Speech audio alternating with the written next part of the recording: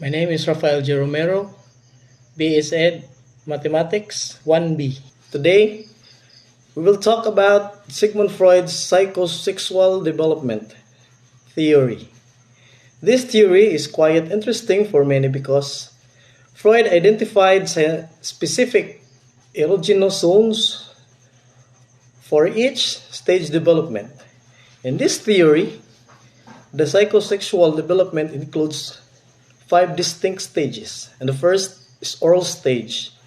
The erogenous zone is the mouth. During this stage, the child is focused on oral pleasures. One example is sucking.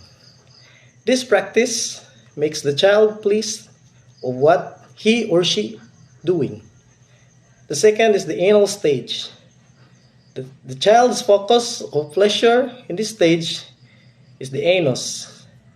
This stage, parents begin teaching their child to work properly on toilet chores.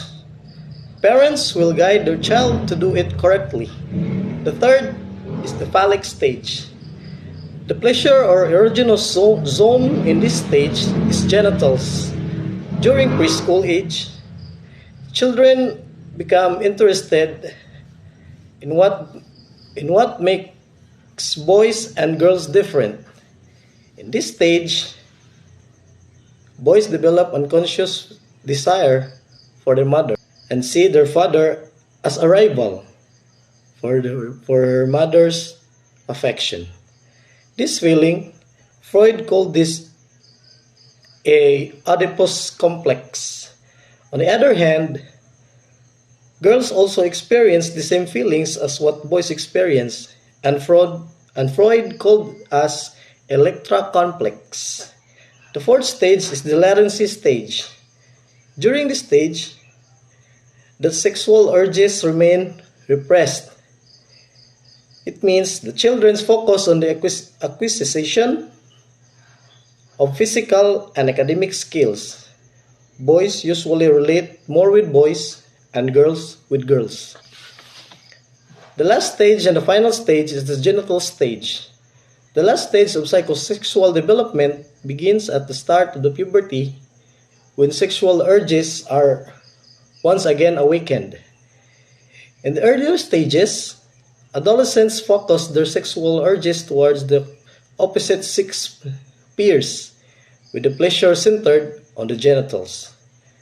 According to Freud, every child has a personality components, and Freud described that the personality structures as having 3 components, as these are the id, the ego, and the superego. First is the id. Freud says that a child is born with the id. The id operates on the pleasure principle. It focuses on the immediate gratification or satisfaction of its needs. For example, a baby is hungry. It wants food or milk, so the baby will cry. That was the id stands for. And the second is the ego.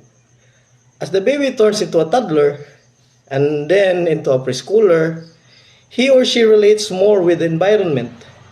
The ego slowly begins to emerge, and the ego operates using the reality principle, which means the child depends on the reality.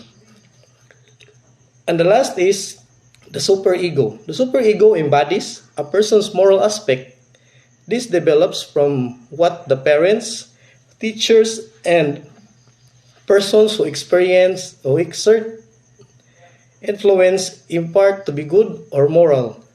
The superego is likened to conscience because it exerts on what one considers right or wrong. And according to Oprah Winfrey, failure is a great teacher. And if you are open to it, every mistake has a lesson to offer. That's all. Thank you.